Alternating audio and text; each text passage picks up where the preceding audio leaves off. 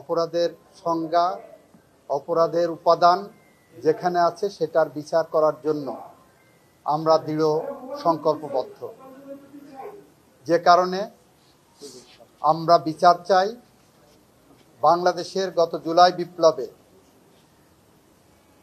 মানুষকে হত্যা করা হয়েছে, বাংলাদেশে গত জুলাই বিপ্লবে মানুষকে পঙ্গু করা হয়েছে। এই পরিস্থিতিতে এটা একটা অপরাধ আমাদের প্রচলিত আইনে। সে কারণে আমরা অপরাধের বিচার চাইতে এসেছি এবং সেই বিচারের সর্বোচ্চ সাজা যেটা সেইটা আমরা প্রার্থনা করেছি। এইটা বলতে যে আমি দুইটি উদাহরণ এনেছি। একটি হলো 1649 সালে ইংল্যান্ডের রাজা প্রথম চার্লসের মৃত্যুদণ্ড হয়েছিল। তার ঠিক 12 বছর পরে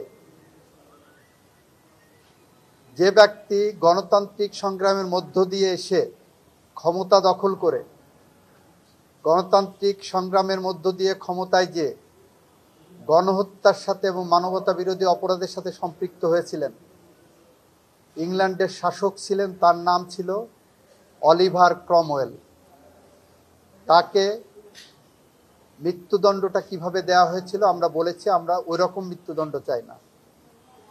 অলিভার ক্রমওয়েল স্বাভাবিক মৃত্যুবরণ করেছিল। তাকে কবর থেকে তুলে এনে পচা গলা লাশ এনে জনসমক্ষে ফাঁসি দেওয়া হয়েছিল। পরবর্তীতে দেহের একটি অংশ কবরে পাঠানো হয় এবং মস্তিষ্ক খুলির মধ্যে রড ঢুকিয়ে 20 বছর ওয়েস্টমিনস্টার অ্যাবেতে ওখানে ঝুলিয়ে রাখা হয়েছিল। 300 বছর পরে সেই লাশ ক্যামব্রিজের সাসেক্স বিশ্ববিদ্যালয়ে কেটে সমাধিস্থ করা হয়েছে। আমরা বলেছি এরকম মৃত্যুদণ্ড আমরা চাই না। আমাদের বাংলাদেশের স্বাভাবিক আইনে সর্বোচ্চ শাস্তি যেটা আছে, সর্বোচ্চ সেভাবে আমরা মৃত্যুদণ্ড চাই, সেভাবে আমরা সর্বোচ্চ শাস্তি চাই। যে অপরাধ করেছেন সে অপরাধের জন্য সর্বোচ্চ শাস্তি যেটা আছে সেটা আমরা প্রার্থনা করেছি।